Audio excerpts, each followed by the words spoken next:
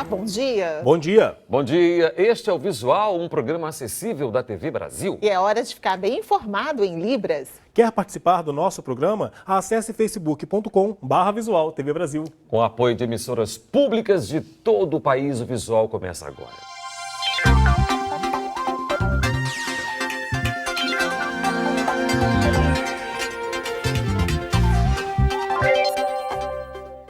O número de vagas no mercado de trabalho preenchidas por pessoas com algum tipo de deficiência vem aumentando. A lei que prevê um índice mínimo ajudou, mas o mais importante foi a conscientização do empresariado que passou a enxergar nesses profissionais um sinônimo de eficiência e resultado. O dia de trabalho começa cedo. Às 7h15 da manhã, César já está de pé fazendo a sua tarefa. Ele tem deficiência intelectual, mas isso não faz a menor diferença no dia a dia. César trabalha há mais de 8 anos nesta confecção de cuecas e de segunda a sexta é um exemplo de produtividade. Eu pensei, não, vou começar lá de baixo. Depois comecei o negócio de pintura, de quadro. Aí eu comecei trabalho aqui e Deus foi me abençoando cada vez mais ainda. Desde o ano passado, as pessoas com deficiência têm um respaldo legal para garantirem sua entrada no mercado de trabalho. É a Lei 13.146, de 6 de julho de 2015, chamada de Lei Brasileira de Inclusão. Ela assegura o exercício dos direitos e liberdades fundamentais da pessoa com deficiência em condições de igualdade e abrange impedimentos de natureza física, intelectual ou sensorial. Aqui onde o César trabalha, a inclusão já acontecia bem antes desta lei e a gerente explica o porquê. Eu queria ter no mínimo mais uns 10 deles aqui dentro. O desempenho é excelente, não tenho problemas algum com eles. A Lei Brasileira de Inclusão prevê que para cada 100 funcionários, a empresa tem que ter pelo menos uma pessoa com deficiência, seja ela física ou intelectual. Segundo esta assistente social da APAI de Muriaé, a instituição já tem cerca de 120 alunos inseridos no mercado. Marise conta que o trabalho da unidade é o de potencializar as capacidades da pessoa com deficiência. Nós somos ponto de referência para a inclusão através da lei de cotas, né? Da pessoa com deficiência no mercado de trabalho. Então, e é uma aceitação muito tranquila, as empresas são muito preparadas, nós vencemos a questão do preconceito, os meninos que estão incluídos foram de uma aceitação de 100%, valorizou a autoestima deles. A diretora da instituição afirma que em Muriaé a demanda de empregos é até maior do que a APAI tem a oferecer. Tem muita vaga para deficiente e às vezes a gente não consegue suprir essa demanda do mercado. E se você pensa que o César já alcançou tudo o que queria, se engana. Ele sonha alto e não poupa esforços para chegar lá. Força de vontade, Deus não desista, luta pelo seu sonho, que lá na frente você vai vencer. Pesquisadores da Universidade Federal de Goiás desenvolvem um estudo sobre o jeito goiano de falar. É só andar pelas ruas das cidades goianas para perceber que os habitantes desta terra têm um jeito de falar muito característico. Qualquer coisa vira trem. O uai é uma maneira de demonstrar espanto ou dúvida. As reduções e junções de palavras estão sempre presentes. Uai, certinho, pouquinho. Você tá bom? Uai, velho. Você vai dar pra ir lá, uai, vai dar boró. Pensando nessas especificidades da fala do goiano, um grupo da Faculdade de Letras da Universidade Federal de Goiás está desenvolvendo uma pesquisa para compreender a gramática que o dialeto goiano revela. Um dos focos do estudo são as reduções e adaptações nos verbos de sentido, como pegar, olhar e falar, encontradas, por exemplo, no famoso ao leite, dos leiteiros e feirantes. Além de reduzir as palavras, a fala do goiano também apresenta gírias e expressões, muitas vezes incompreensíveis para outros brasileiros, como quando é fé, que quer dizer de repente, e o tem base, uma indagação se algo tem sentido ou fundamento.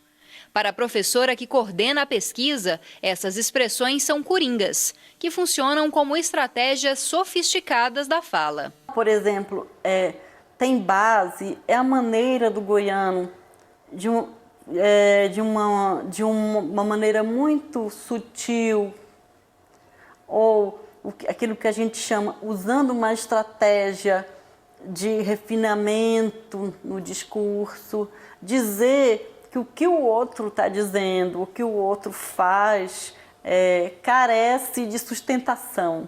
Segundo a pesquisadora, as causas dessas variedades podem estar ligadas a aspectos cognitivos, culturais e sociais, como o contato com comunidades indígenas e quilombolas. A intenção do estudo não é apontar o que é certo ou errado, mas sim fazer com que o próprio goiano compreenda a identidade linguística. Agora eu sou goiana, né? Eu falo os goianos mesmo.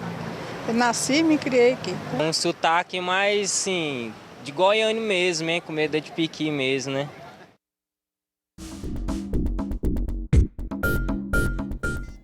Mochila, uniforme, estojo, fichário. Produzir medicamentos inteligentes que ataquem as doenças sem prejudicar o organismo. O sonho da indústria farmacêutica está se tornando realidade, graças às chamadas nanopartículas. O laboratório da Universidade Federal de Goiás desenvolve pesquisas com essa tecnologia, inclusive para o tratamento do câncer. A maioria dos tratamentos de quimioterapia para o câncer envolve a administração de 2 ou mais medicamentos e de modo independente, o que dificulta medir a quantidade de cada fármaco que chega ao tumor. Mas pesquisadores da UFG conseguiram desenvolver uma terapia diferenciada. Graças à nanotecnologia, é possível direcionar os fármacos para as células tumorais, evitando os tecidos sadios. O resultado disso é um tratamento menos invasivo. Com isso, nós podemos diminuir o número e frequência de administração e o mais importante, diminuir os efeitos tóxicos causados em comparação quando o medicamento convencional é utilizado. Assim, a principal expectativa é que esses novos medicamentos eles sejam mais seguros e eficazes que os medicamentos convencionais e sejam cada vez mais inseridos na terapia, na rotina terapêutica. A abordagem desenvolvida nessa pesquisa é inovadora, gerou muitas publicações de destaque e a expectativa de que em um futuro breve esses remédios cheguem ao mercado. Para isso, são necessários aportes financeiros continuados em estudos pré-clínicos e clínicos. A nanotecnologia representa uma das maiores revoluções do campo da tecnologia farmacêutica, possibilitando a produção de medicamentos com características e propriedades terapêuticas incomparáveis aos medicamentos convencionais, com maior eficácia, menores efeitos adversos, além da possibilidade de produtos que aliam diagnóstico e tratamento.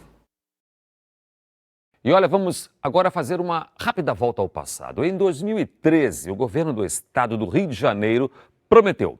O antigo Museu do Índio, na zona norte da cidade, seria transformado num centro de referência da cultura indígena, que seria inaugurado este ano, 2016. Será que era para acreditar, hein, Cláudia? Davi, o repórter Tiago Pimenta responde. Perto do Maracanã, palco de abertura da Olimpíada, um prédio continua em degradação. O antigo Museu do Índio ia ser demolido em 2013 para as obras da Copa do Mundo no Brasil. Mas um grupo de índios que ocupava o local desde 2006 foi contra a intenção do governo de fazer dali um estacionamento. Eles protestaram e evitaram a derrubada do edifício.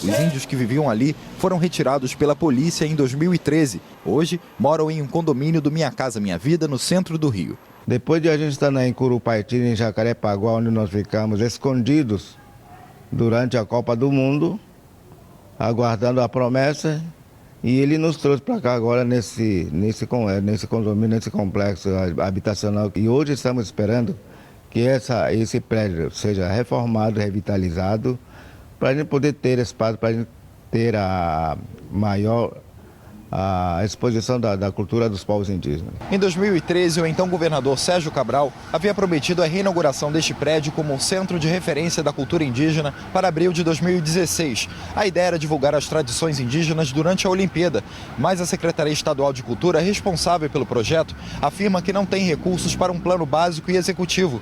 Só as obras emergenciais estão estimadas em R$2 milhões. A restauração completa do prédio deve custar R$18 milhões. O projeto está em fase de renegociação com o consórcio Maracanã, que tem a Odebrecht como principal participante. Com o governo do estado em crise financeira, o contrato passa por ajustes. Para Carlos Tucano, falta interesse do governo. Até hoje nós estamos esperando a promessa que o governo fez para nós de criar esse centro de referência de cultura dos povos indígenas. Para nós, aquele prédio significou e significa que carrega a grande memória dos povos indígenas brasileiros. E o Visual vai ficando por aqui. E não se esqueça, você tem mais do Visual na internet, hein? E também pelo nosso WhatsApp você entra em contato com a gente e pode mandar sugestões. Já sabe, né? 021 974 522 300. Um bom dia para você. E muito obrigada pela companhia. Tchau. Bom dia.